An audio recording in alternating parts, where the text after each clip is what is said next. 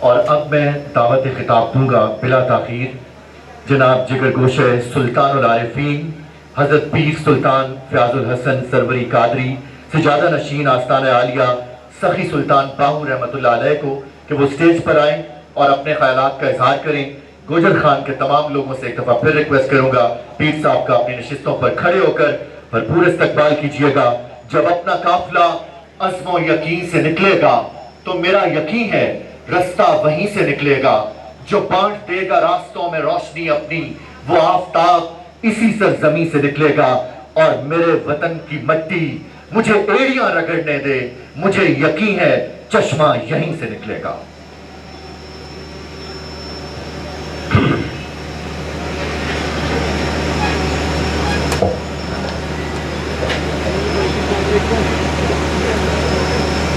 جو حضرات بلا وجہ کھڑے ہیں تشریف رکھیں، بہت مہربانی، تشریف رکھیں۔ الحمدللہ وقفا وسلام علی عبادہ الذین اصطفا۔ اعوذ باللہ من الشیطان الرجیم، بسم اللہ الرحمن الرحیم۔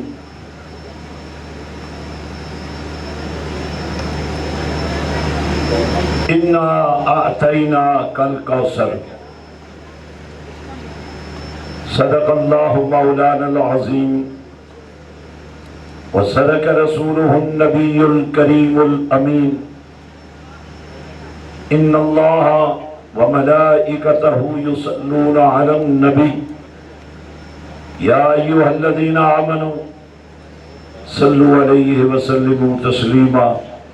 اللہم صلی علی سیدنا مولانا محمد وعلی آل سیدنا ومولانا محمد وبارک وسلم وصلی علیہ۔ الصلاة والسلام علیک یا سیدی یا رسول اللہ وعلی آلک واصحابک یا سیدی یا حبیب اللہ۔ السلام علیکم ورحمۃ اللہ وبرکاتہ۔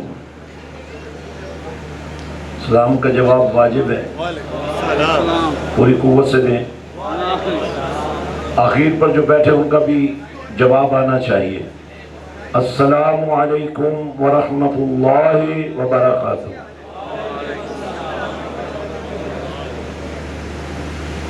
انتہائی مبارکباد کے لائق ہے طارق شریف بھٹی صاحب اور ان کی ساری ٹیم، جنہوں نے آج گجر خان کی سرزمین پر ایک نئے عزم کے ساتھ ایک نئے سفر کا آغاز کیا ہے۔ بزنس تو دنیا میں ہوتے ہی رہتے ہیں، ہونے بھی چاہیے، لیکن جب کوئی بزنس عبادت بن سکتا ہو تو اس کے بارے میں آپ کی سوچ اور آپ کے ارادے بدل جانے چاہیے۔ آپ نے سماعت فرمایا خانقاہ عالیہ نقیب آباد شریف کے صاحب سجادہ عزت مآب اسد اللہ شاہ صاحب مدد اللہ علی نے آپ کا دھیان اس طرف دلوایا کہ یہ پیری مریدی کا جو نظام ہے یہ صرف ہاتھ چومنے تک محدود نہیں ہے، بلکہ یہ امتی کو نبی سے جوڑنے کا نظام ہے۔ تو میں سمجھتا ہوں بھٹی صاحب نے اور ان کی سوچ نے یہ دنیا داروں کو بلا سکتے تھے، آئے ہوئے بھی ہیں، لیکن انہوں نے جو اس کے اندر روحانیت کا عنصر داخل کرنے کی کوشش کی ہے، اللہ والوں کے ہاتھ سے اس ٹاؤن شپ کو اجرا کیا ہے، یہ ان کی وہ نیک نیت ہی ہے جو یورپ میں رہ کر ان کو یورپ والے کہتے تھے یہ داڑھی منڈا مولوی ہے، یاد ہے آپ کو؟ اور واقعی آج جب میں نظر اٹھا کر دیکھتا ہوں اٹلی سے ماریشس اور پھر پوری دنیا میں اس شخص نے عشق رسول کا جو لوگوں کو پیغام دیا، مساجد بن رہی ہیں ایسے ایسے شہروں میں، ایسے ایسے ملکوں میں جہاں یہ نہیں بتایا جاتا کون اس کے پیچھے ہے۔ اور آج میں آپ سب کو، آپ جتنے حضرات تشریف لائے ہیں، آپ کو اس بات پر مبارکباد دے رہا ہوں، آپ یہاں کے رہائشی بنے یا نہ بنے، ویسے ضرور بنے، لیکن آپ کو خوشبو آتی رہے گی اور آپ زندگی بھر سوچتے رہیں گے کہ ہم ایک ایسے پروجیکٹ کی افتتاحی تقریبات میں شامل ہوئے جس کے نتائج نہ صرف گجر خان کے لیے بلکہ پورے راولپنڈی ڈویژن کے لیے انشاءاللہ بہت شاندار ہوں گے۔ میں نے چند باتیں آپ سے بڑی اہمیت کے حوالے سے کرنی ہیں، اور مجھے یقین ہے آپ جس کیٹیگری کے لوگ یہاں بیٹھے ہیں آپ خود بھی چینج لا سکتے ہیں، ہمیں بہت کچھ تبدیل کرنے کی ضرورت ہے، اور میں اسی طرف آپ کو لے جانا چاہتا ہوں۔ آپ نے دیکھا جنابالہ میں ایک واقعہ ہوا ہے 3 دن پہلے،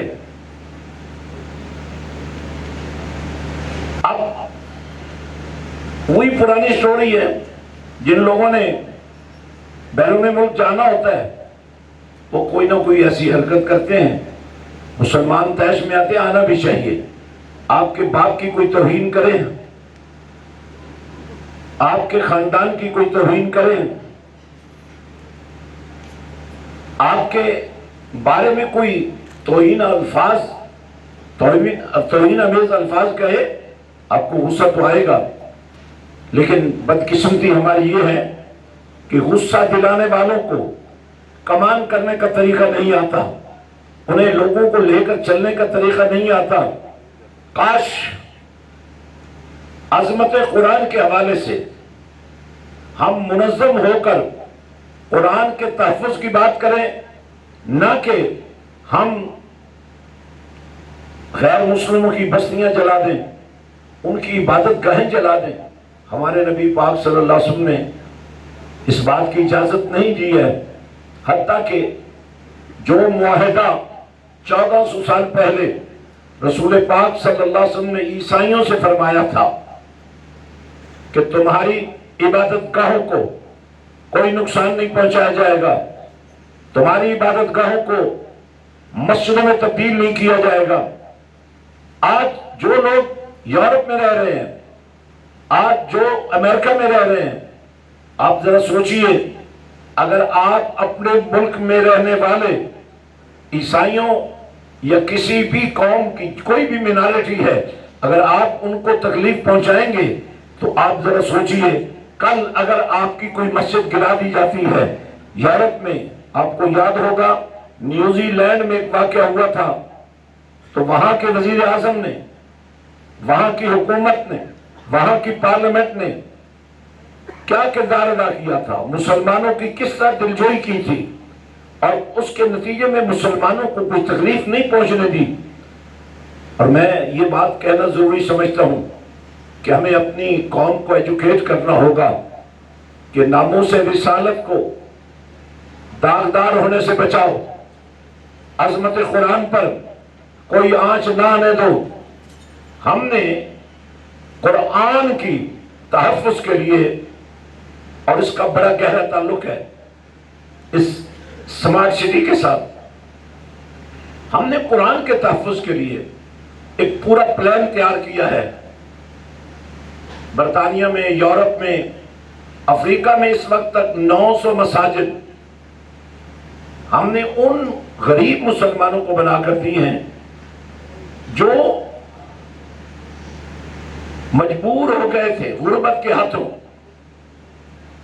وہاں عیسائی مشنریاں، قادیانی مشنریاں ان لوگوں کی عقیدتوں کو خریدنا چاہتے تھے، الحمدللہ ان کی آنے والی نسلیں بھی پاکستان والوں تمہارے لیے دعا کریں گی۔ پاکستان کی قوم بڑی جینرس قوم ہے۔ جب بھی پاکستان پر یا دنیا میں کہیں بھی کوئی مشکل وقت آتا ہے تو پاکستانی مسلمان سب سے پہلے اپنی جنراسٹی کا اظہار کرتے ہیں۔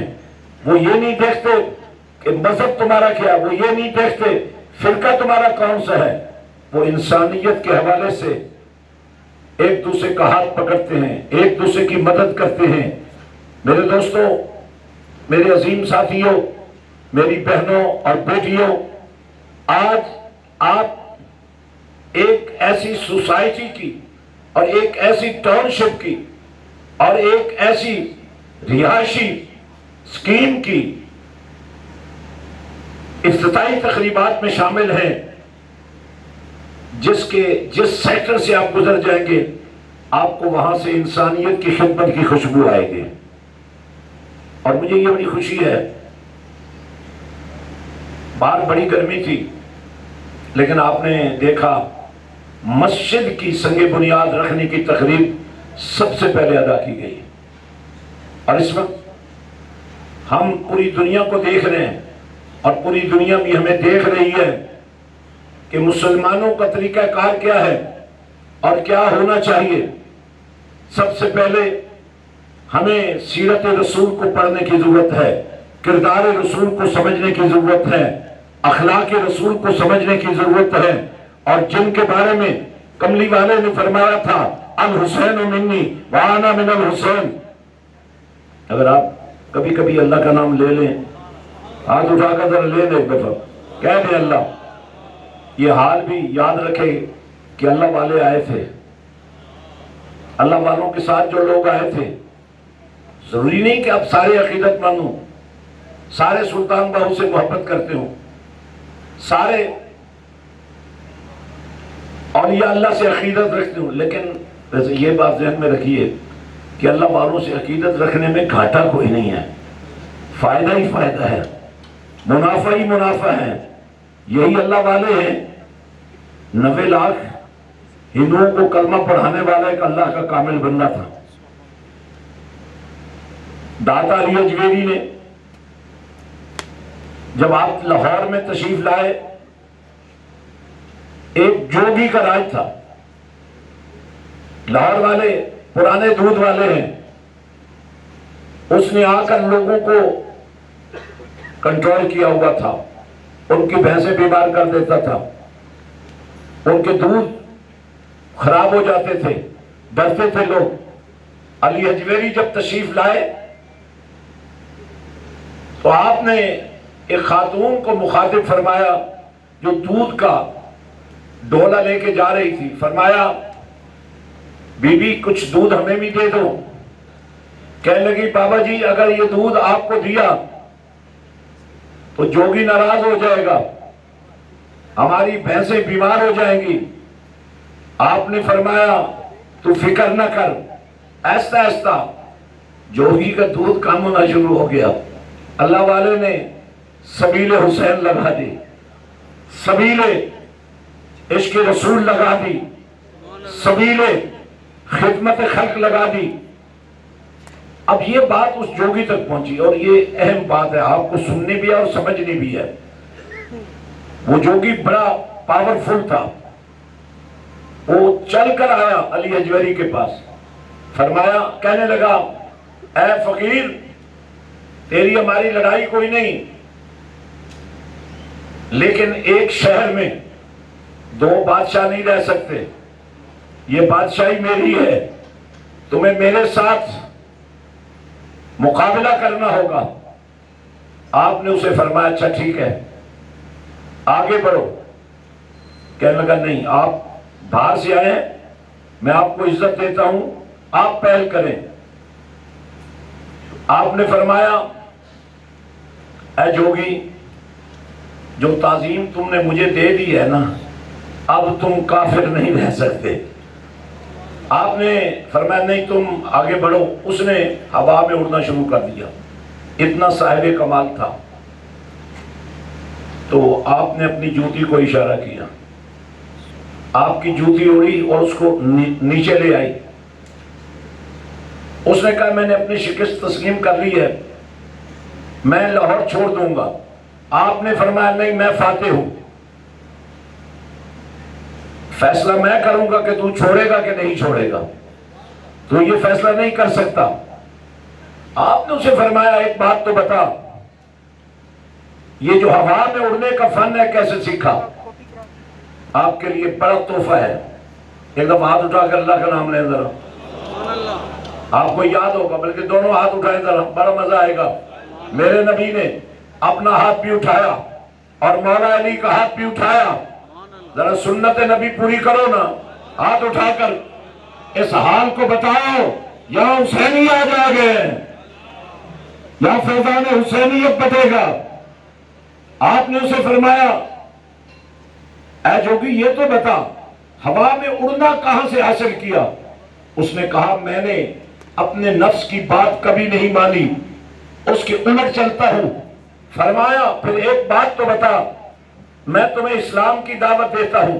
کہنے لگا میں اسلام قبول نہیں کروں گا, موت قبول کر لوں گا.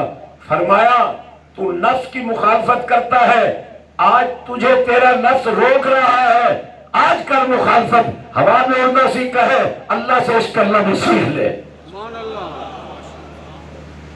آپ سب نماز بھی پڑھتے ہوں گے, لیکن جس دن آپ نے اللہ سے عشق شروع کر دیا نا, آپ یقین کریں آپ کسی انسان پر ظلم نہیں کریں گے. آپ کا اور میرا اللہ وہ ہے جو خود کھانے پینے سے بے نیاز, لیکن کسی کو بھوکا نہیں رہنے دیتا. کوئی نہ مانے. ایک نوجوان میرے پاس آیا, کہنے لگا میں پیدا تو مسلمانوں کے گھر میں ہوں, لیکن بدقسمتی سے میں ایسی صحبتوں میں رہا ہوں جس کی وجہ سے میں اللہ کو نہیں مانتا. اس کی آنکھوں سے آنسو جاری تھے. کہنے لگا آپ کوئی ایسا طریقہ اختیار کریں کہ میں اللہ کو ماننے لگ جاؤں. میں نے کہا بھائی بڑا آسان نسخہ دوں گا آپ کو. میں نے کہا ایک بات بتاؤ, یہ جو صبح و شام ہوتی ہے, یہ جو دن رات چلتے ہیں, یہ جو موسم بدلتے ہیں, یہ جو چہتے ہیں, یہ جو سنتے ہیں, یہ جو مشرقین ہیں, یہ جو مغربین ہیں, اور یہ جو کائنات کا نظام ہے, یہ جو ٹائم فریم ہے, اس کے بارے میں مجھے بتاؤ. اس کو کوئی چلانے والا تو ہوگا کہ نہیں ہوگا؟ میں نے کہا تم مسلمان ہو کر نہ سوچو, ویسے سوچو, آخر کوئی تو ہے نا.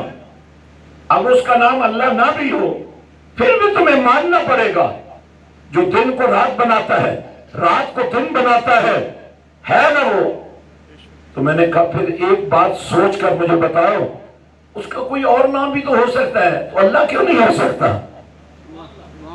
آج ہم سب اللہ کو مانتے ہیں, لیکن کہیں بھی ابلیس نہیں بننا. جب اللہ تعالیٰ نے فرشتوں کو حکم دیا کہ آدم علیہ السلام کو سجدہ کرو, تو تمام فرشتے جھک گئے الا ابلیس. صرف ابلیس نہیں جھکا.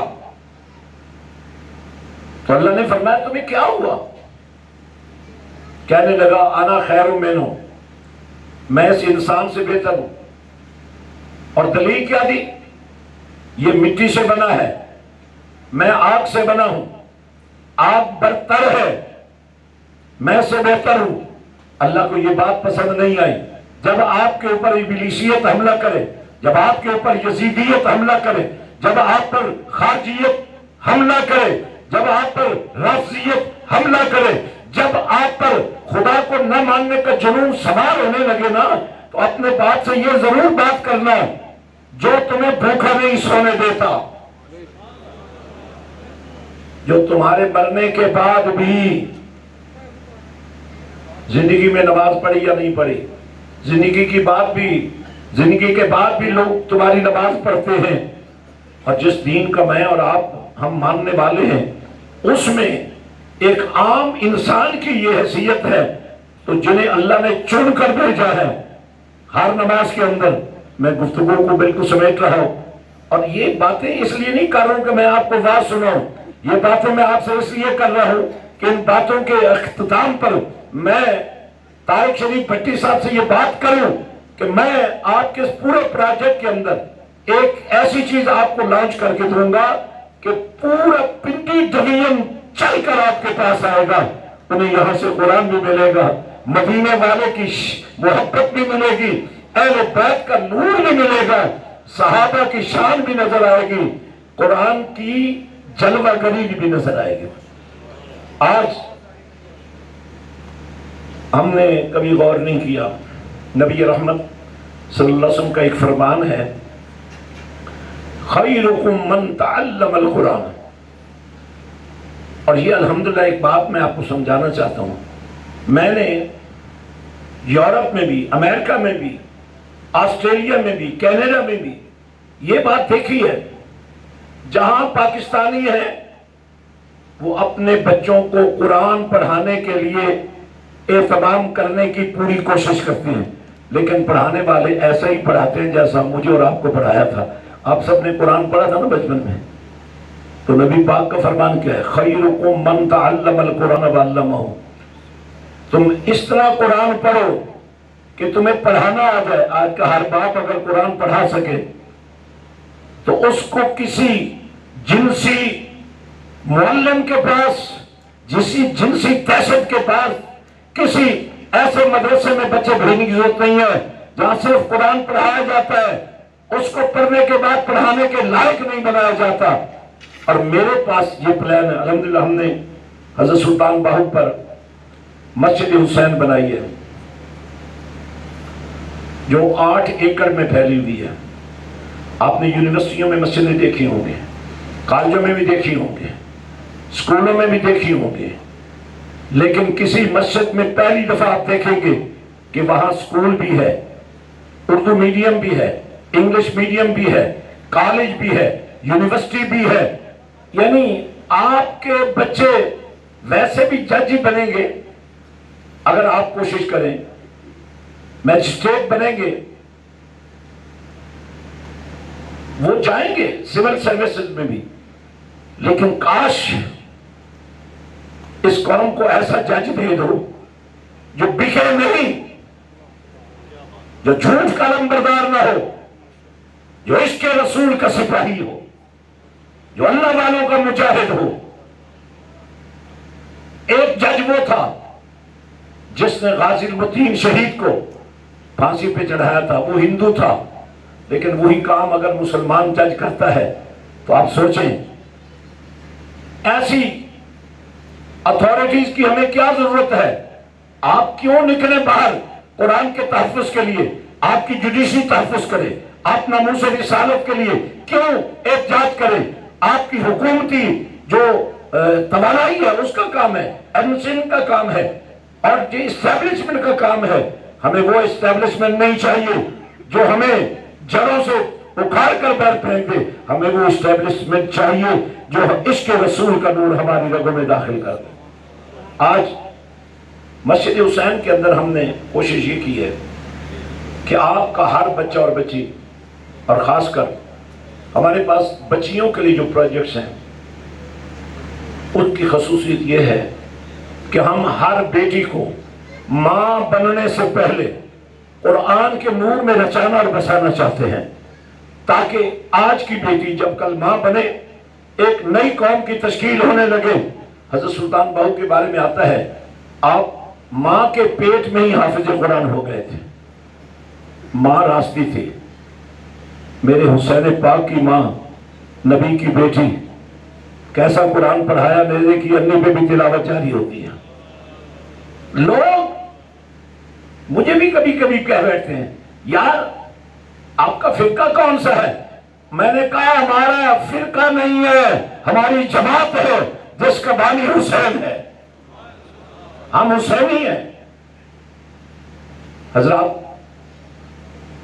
آپ کی بیٹی کو ایک ایسا سکول چاہیے، ایک ایسا کالج چاہیے، ایک ایسی یونیورسٹی چاہیے جہاں قرآن کے پہرے میں سیدہ کائنات کی چادر تطہیر کے پہرے میں اس بیٹی کو قرآن نصیب ہو، وہ بیٹی بہت آگے جائے، ڈاکٹر بنے، وہ بیٹی سول سروس میں جائے، وہ بیٹی اسسٹنٹ کمشنر بنے، لیکن جب کرسی پر بیٹھے اس کے اندر سے قرآن نکل رہا، اس کے وجود سے قرآن کی خوشبو ہو رہی ہو۔ الحمدللہ صرف پاکستان میں ہم نے 200 ادارے بنا دیے ہیں، بالکل آپ کے قریب میر پور شہر میں بہت عظیم الشان بچیوں کی یونیورسٹی لیول کی ہم نے پلان تیار بن گیا ہے، بچیاں پڑھ رہی ہیں۔ میں یہ چاہوں گا اس عظیم الشان رہائشی اسکیم میں یہاں آنے والے ہر فیملی کے لیے قرآن کی تعلیم کا ایسا بندوبست کر دیا جائے کہ ہر بیٹی قرآن کی قاریہ ہو، ہر بیٹا قرآن کا قاری ہو۔ مدرسے کو اور سکول کو علیحدہ نہ کیا جائے، بلکہ مدرسے کے اندر سکول ہو اور سکول میں مدرسے والا ماحول ہو۔ پاکستان کے تحفظ کے لیے میں صرف آخری ایک کلام کرنا چاہتا ہوں۔ جب پاکستان بنا تھا، ابھی 14 اگست لوگوں نے سیلیبریٹ کی، اور میں نے دیکھا تو ماشاءاللہ ہمارے جو اینکرز ہیں وہ بھی کمال نقابت کرتے ہیں کہ فلاں فلاں فنکشن ہوا، اور آخر میں وہی فنکشن ہوا جس میں رقص و سرود ہوتا ہے، اور بس اس کے بعد یہ کہا کہ پھر بس ایک کیفیت بن گئی۔ کاش 14 اگست منانے والے یہ بات سمجھیں کہ جب دن 14 اگست تھا تو رات لیلۃ القدر تھی۔ آواز نہیں آئی؟ قرآن کے ماننے والے بیٹھے ہیں، مجھے بڑے افسوس کے کہنا پڑ رہا ہے کہ ہم قرآن کے ماننے والے ہیں۔ رات تھی لیلۃ القدر۔ تو آپ سوچئے ہماری سیلیبریشن کیا ہونی چاہیے، ہمارا انداز کیا ہونا چاہیے۔ لباس اچھا پہنو، کھانے اچھے آرگنائز کرو، لیکن ایک مسلمان سوسائٹی کو قرآن کا نور بھی تو دو نا۔ تو بھٹی صاحب انشاءاللہ آپ کا پورا پروجیکٹ ابھی دیکھیں گے ہم، لیکن میں چاہتا ہوں کہ آپ کے اس پروجیکٹ کے اندر میں آپ کو قرآن پر ایک ایسا خاص کر بچیوں کے لیے پروجیکٹ دوں، یہاں سے بچیاں نکلیں، بیرسٹر بنے، لائرز بنے، ڈاکٹرز بنے، لیکن انہیں پتہ ہو کہ ہماری اصلیت کیا ہے۔ ہماری اصلیت اسلام ہے۔ اسلام سلامتی کا دین ہے، جس اسلام کی پہلی کلام السلام علیکم ورحمۃ اللہ وبرکاتہ۔ ذرا غور فرمائیے گا، جب آپ کسی کو سلام دیتے ہیں تو 2 باتیں کرتے ہیں۔ ایک پہلی بات ہے السلام علیکم، آپ پر سلامتی، یہ آپ کے جذبات ہوتے ہیں، ویسے یہ ہونے بھی چاہیے۔ لوگوں کو پتہ چلنا چاہیے کہ آپ کسی کے لیے کتنا فائدہ مند ہو سکتے ہیں۔ اور اس کے اندر وعلیکم السلام، اس میں السلام علیکم ورحمۃ اللہ، اس میں اور آ کے اب 2 چیزوں کو اکٹھا کیوں بیان کر دیا، اور پھر اور کیوں لگا دیے؟ اس لیے کہ تمہیں پتہ چل جائے اللہ اور ہے، بندے اور ہیں۔ یہ سلامتی کی دعا دے سکتے ہیں، لیکن جب اللہ کی طرف سے بات ہوگی نا برحمت اللہ وبرکاتہ، تو رحمت کا معیار یہ ہے جہاں برس جائے وہاں سے برکتیں اٹھنے لگ جائیں۔ حضرات میں دعا گو بھی ہوں، اور انشاءاللہ اس پروجیکٹ میں میں یہ اس لیے بھی کہوں گا کہ آپ آئیں اور یہاں کے باسی بنیں۔